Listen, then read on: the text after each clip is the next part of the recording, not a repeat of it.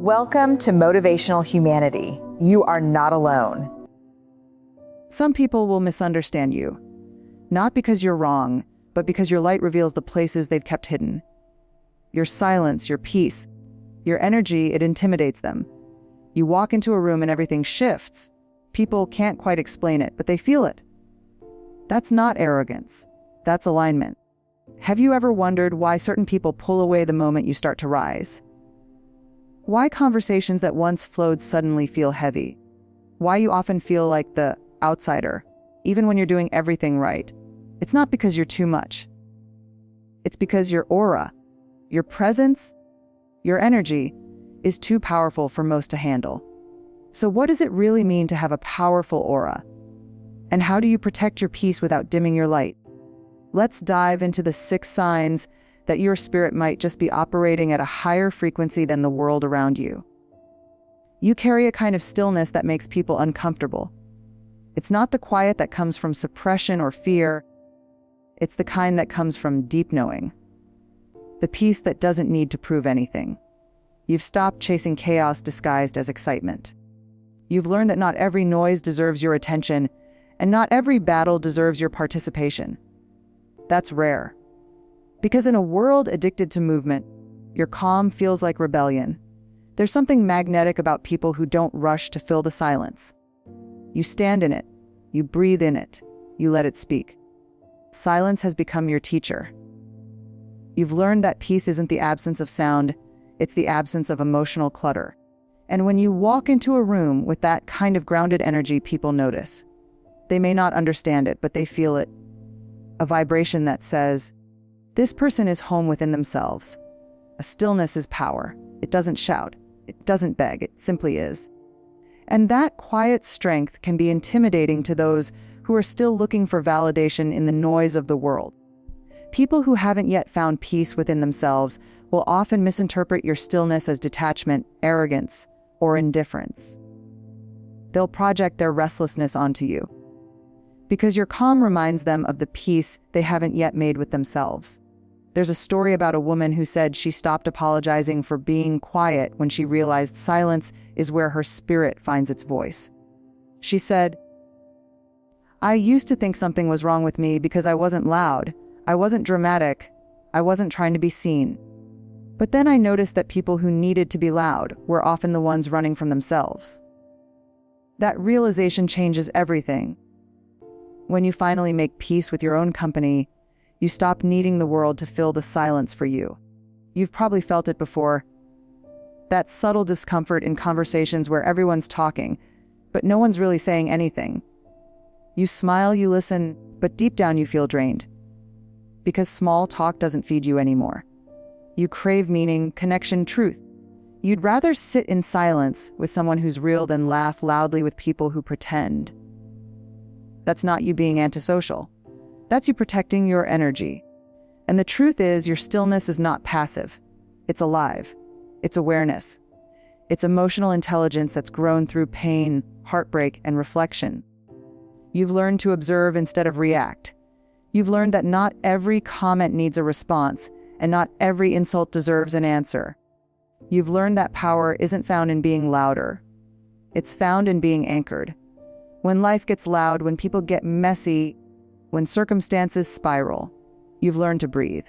You've learned that no storm lasts forever. And sometimes the only way to survive it is to be still enough to let it pass. That's not weakness, that's mastery. Because it takes enormous strength to stay calm in a world that profits from your anxiety. And yes, there will be people who mistake that peace for apathy. They'll wonder why you don't react, why you don't fight, why you don't argue back. But that's the point. You're not playing the same game anymore. You've stopped negotiating your peace for the sake of proving your worth. You no longer feel the need to be understood by everyone, because you've understood yourself. That's what evolution feels like, not louder, just lighter. You know, there's a sacredness in stillness that most people never experience because they're afraid of what they might hear in the silence. You've faced that fear. You've sat in rooms where your own thoughts echoed too loudly, and instead of running, you listened. You faced the loneliness that silence brings and turned it into solitude, And that's where your power was born, not in external noise, but in internal peace. Stillness doesn't mean life around you is calm. It means you are. It means you've developed the ability to remain centered even when the world tilts. It means you've learned to pause before reacting, to breathe before speaking, to feel before judging. That's emotional maturity in its purest form. It's not glamorous, it's not loud, but it's magnetic. And maybe that's why your energy feels different. Because while everyone else is shouting, you've chosen to whisper. While everyone else is chasing attention, you've chosen presence. You don't need to perform for the world anymore. Your existence is enough. You've discovered that peace is not something you find. It's something you become. You carry stillness where others carry noise. And that is your superpower. You're not here to compete with the volume of others. You're here to remind them, through your calm, your steadiness, your groundedness, that there's another way to exist. You're proof that serenity can be strength, that softness can be power, that quiet doesn't mean weak. Because the truth is, your stillness is contagious. The moment you walk into chaos, things start to slow down. People breathe deeper. Conversations soften. There's something about you that whispers, it's okay to rest. It's okay to be real. It's okay to stop pretending. That's the energy that changes rooms. That's the aura people can't quite define, but always feel. You see beyond words, you always have. You can walk into a room and sense the atmosphere before anyone says a thing. You can tell when someone's smile doesn't match their eyes. You can feel the tension in a simple, I'm fine. You notice the pauses, the tone, the hesitation, the weight that lingers in someone's breath when they're pretending to be okay. It's not something you learned. It's something your soul remembers. You've lived enough, felt enough, and endured enough to recognize what's real and what's not. This ability can feel like both a blessing and a burden. Because when you see beyond words, you can't unsee the truth. You can't go back to believing what people want you to believe. You notice when love turns performative, when care becomes transactional, when loyalty starts to fade. You pick up on energies others miss, and sometimes that makes you the quiet observer in a world obsessed with appearances. You can feel when someone's energy shifts, when their laughter sounds forced, or when their presence feels heavy with something unsaid. You know it not because you're suspicious or dramatic, but because you pay attention. You listen with your whole being. You don't just hear words, you feel the emotion behind them. That's rare, and it's powerful. There's a reason you crave depth. Shallow connections drain you. Small talk feels like static noise compared to the electricity of real conversation. You want the kind of honesty that breathes life into you, not the kind that hides behind polite smiles. You want people who mean what they say, who live in alignment with their truth. But when you see beyond words, you often find yourself surrounded by masks, and that can be lonely. You've probably had moments where you wished you couldn't feel so much, where you wished you could just take people at face value and move on without analyzing their energy. Because being able to read between the lines means you also sense pain that others hide well. You can tell when someone is pretending to be strong, when they're breaking quietly inside. And sometimes, you carry that pain with you even when it's not yours. Empathy can be heavy like that. You've learned that not everyone wants to be seen deeply. Some people are terrified of being known beyond their surface. They fear that if you look too closely, you'll see their insecurities, their inconsistencies, their wounds. And you do see them, but not to judge. You see them because you understand what it means to hurt. You've been there too. Your empathy doesn't come from perfection, it comes from survival. You've known what it's like to hide your pain behind strength, so now you recognize it instantly in others. But here's the truth you've come to understand over time: seeing beyond words doesn't mean you have to save everyone.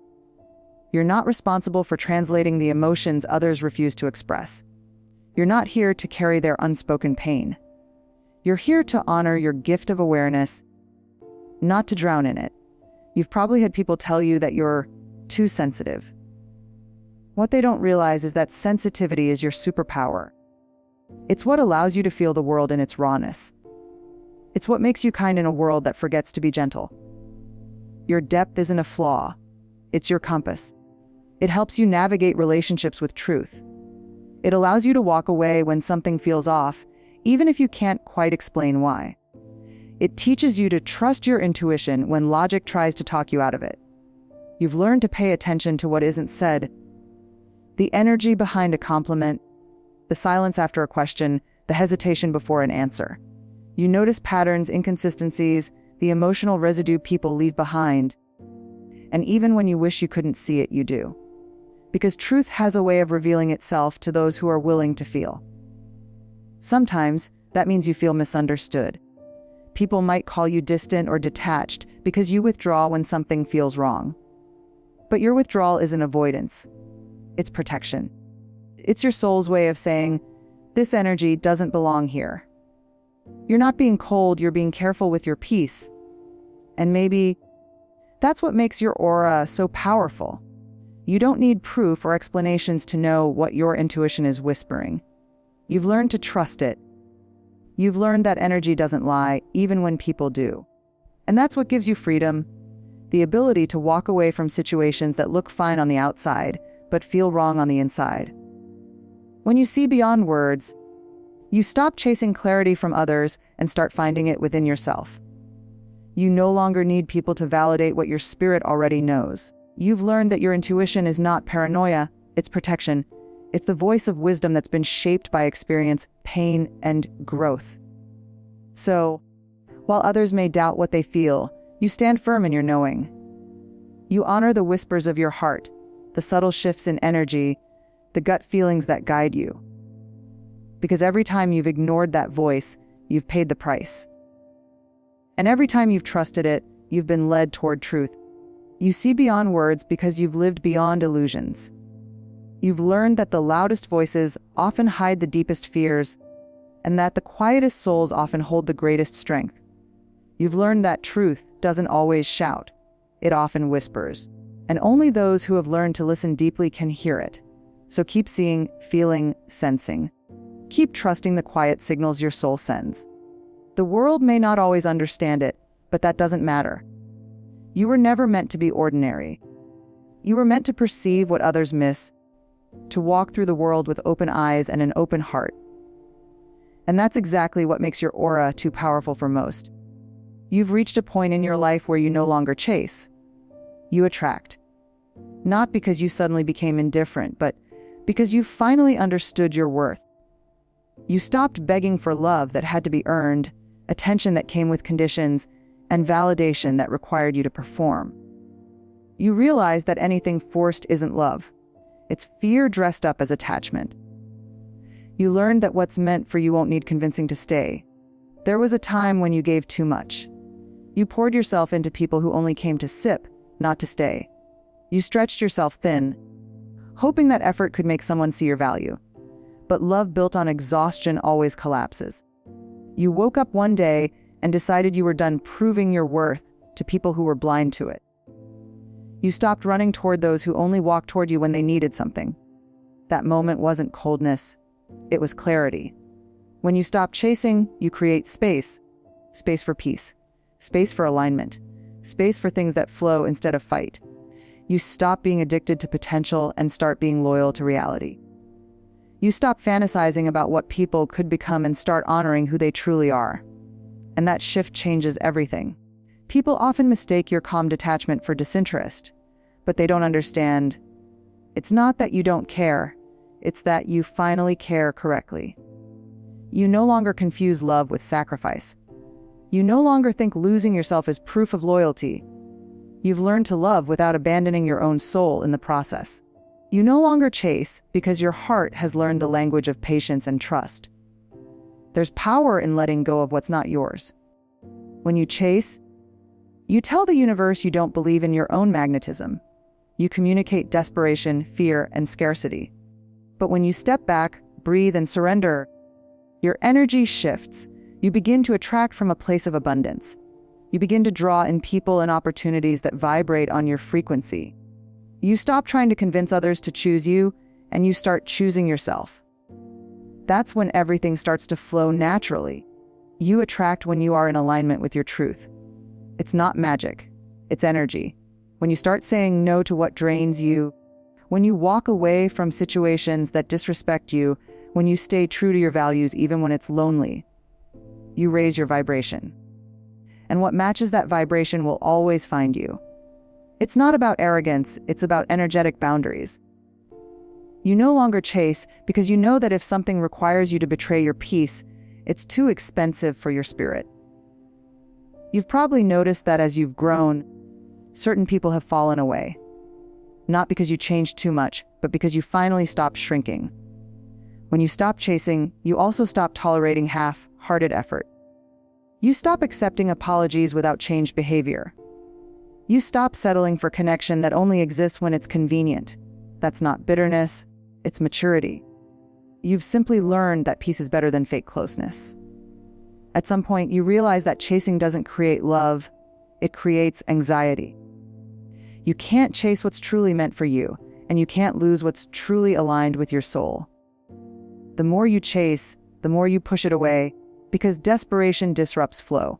But when you trust, when you allow life to unfold without forcing outcomes, you magnetize what belongs to you. You attract calm when you are calm. You attract honesty when you live honestly. You attract love when you love yourself enough to stop settling. That's the secret you've discovered, not through ease, but through heartbreak.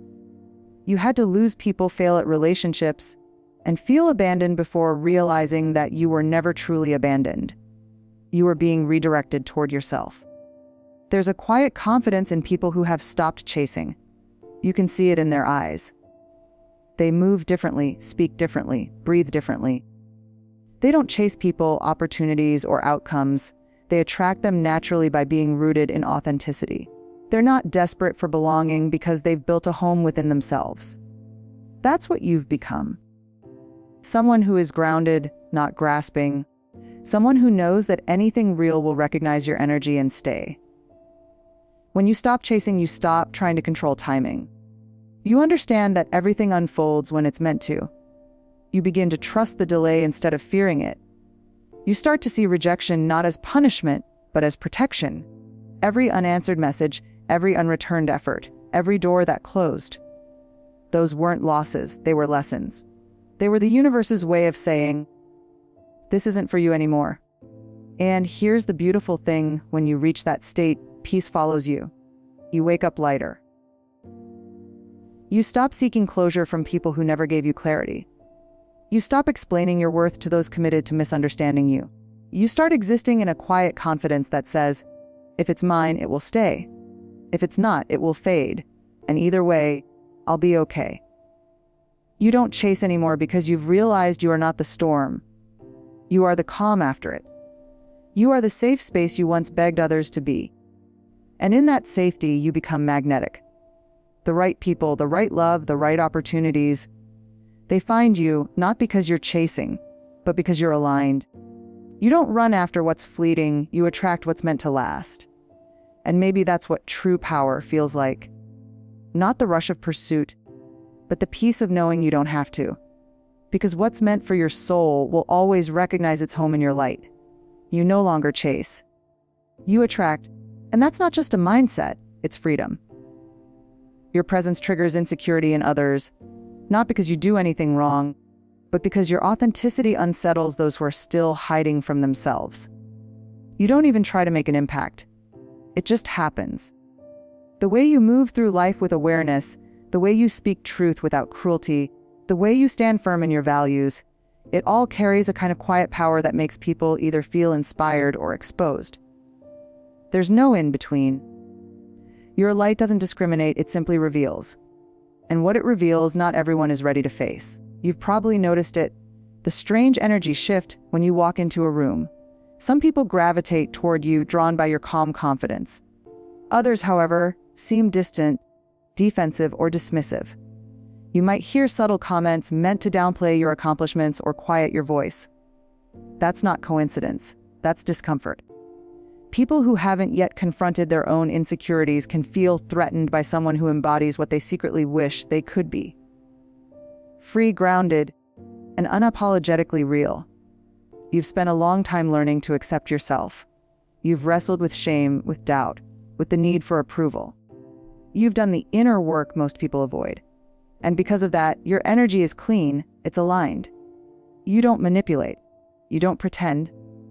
You don't shrink to be liked. You've reached a place where you no longer need permission to be yourself. But to those still seeking validation from the outside, that kind of wholeness feels unfamiliar, even intimidating. When people haven't met themselves deeply, your self-awareness feels like confrontation. Your confidence reminds them of their self-doubt. Your boundaries remind them of the places they've let others walk all over them. Your peace irritates those who survive on chaos. It's not that you're trying to provoke anyone. It's just that your very existence mirrors back to them the work they haven't done. And when people aren't ready to do that work, they deflect. They criticize, gossip, or withdraw. Not because they hate you, but because being near you forces them to see themselves clearly, and clarity can sting. You may have lost friends this way. People you loved may have started to act differently, maybe even coldly, once you began to heal.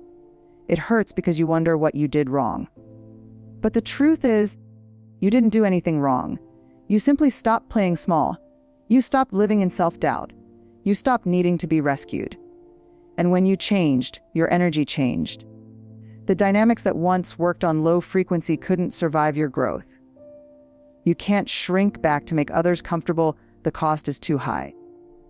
There's a saying that people are either healed by your energy or triggered by it, depending on where they are in their own journey. That's exactly what happens to you. Your authenticity acts like a mirror, reflecting truth. Some people look into that mirror and feel inspired to rise. Others look and feel shame, envy, or resentment. You can't control which it will be. You can only keep shining. It's tempting to dim your light when you feel that tension.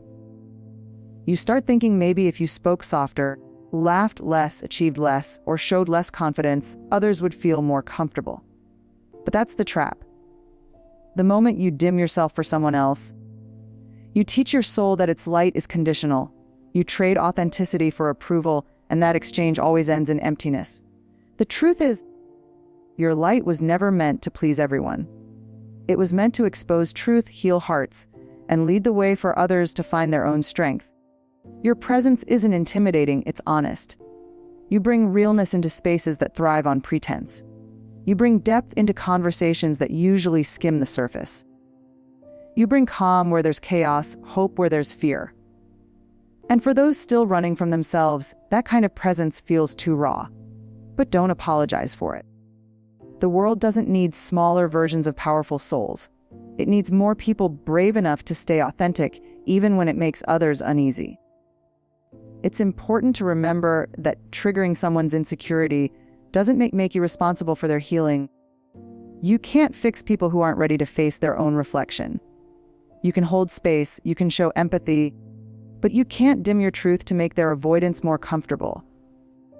Protect your peace without guilt. Love them, but don't shrink for them. And maybe that's what makes you magnetic. You don't pretend to be perfect. You're just real. You've learned that your scars don't make you less. They make you relatable. You've learned that vulnerability isn't weakness, it's courage. And that kind of authenticity radiates. It makes people feel seen, even if being seen is the very thing they fear most. Your presence carries weight because it's anchored in truth. You've walked through the fire and didn't lose your softness. You've faced your own insecurities and turned them into wisdom. So now, when people come near you, they can feel that you're not performing, you're living. And that's powerful energy. Not everyone can handle it, and that's okay. Some people will misunderstand you. Others will be inspired by you. But the ones meant for you, the ones on your frequency, they'll feel safe in your light, not threatened by it. They'll rise beside you, not compete with you. That's how you'll know you've found your people. So don't apologize for the way your energy shifts a room. Don't soften your voice just to soothe someone's insecurity. Don't dim your light because others refuse to face their shadows. You've earned your peace, your confidence, your calm. If it triggers someone, let it. Their reaction says more about where they are than about who you are. Keep shining anyway. Keep walking in your truth. Because your presence doesn't just trigger insecurity, it awakens potential. And the world needs that awakening more than ever. You heal without trying. You don't even realize the way your presence softens the edges of people's pain. There's something about you. Something calm, patient, and grounded that makes others feel safe enough to breathe again. You don't come with all the answers, but you carry an energy that reminds people that they'll be okay. It's not about what you say or do, it's about who you are. People can sense that you've walked through your own storms and survived. They can feel that your kindness wasn't taught in comfort, it was carved out in heartbreak. That's why your energy feels healing. It comes from truth, not performance. You've been through things that broke you open. You've cried in silence, questioned your worth, lost people you thought you couldn't live without, and had to rebuild yourself piece by piece. You know what it feels like to be unseen, unheard, misunderstood. And because of that, you've made it your quiet mission to never let others feel that way around you. You listen differently now, not just to respond, but to understand. You hold space for people the way you once wished someone had held space for you. That's what makes your aura healing. It's empathy wrapped in strength. You have a softness that doesn't come from weakness, but from surviving things that should have hardened you. You've seen cruelty, but you still choose kindness. You've experienced betrayal, but you still choose trust. You've tasted loneliness, but you still choose love. That's what makes you powerful. Your compassion isn't naive, it's resilient. You know the cost of shutting your heart, and you've decided it's too high. So, you walk through the world open, even when it scares you. And that openness becomes a sanctuary for others. People come to you without even knowing why. They tell you their secrets, their fears, their regrets, and afterward they say they feel lighter. It's not because you fixed anything, it's because your presence reminds them that they're not alone. You give people permission to feel without shame. You give them the space to fall apart without judgment. And somehow, just by being yourself, you create healing where there was once only pain. But there's a side to this gift that few understand. It can be exhausting. You feel deeply. You absorb the energy in every room you enter. You sense when someone's hurting even when they're pretending to be fine. You pick up on sadness that isn't yours. You carry emotions that you didn't create. And sometimes it drains you. Healing energy is powerful, but it's also heavy. The same heart that helps others heal often forgets to heal itself. You've probably had moments when you felt empty, wondering why you're the one everyone turns to. Yet so few ask how you're doing. You've learned to pour from a cup that never seems to refill. But healing isn't about endless giving. It's about balance. You've started to realize that you can love deeply and still need space. You can help others without losing yourself. You can be a source of light without burning out. Your healing energy doesn't come from perfection. It comes from honesty. You're not pretending to be strong all the time. You admit when you're tired. You cry when you need to. You rest when your soul demands it. That's what makes your light sustainable. It's authentic. People feel safe around you because they can feel that you're real. You don't preach, you embody. You don't impose, you inspire. You lead not by telling others what to do, but by showing them what's possible when you choose healing over bitterness. You've also learned the hardest truth of all: you can't heal everyone. Some people don't want to get better, they just want to feel your warmth.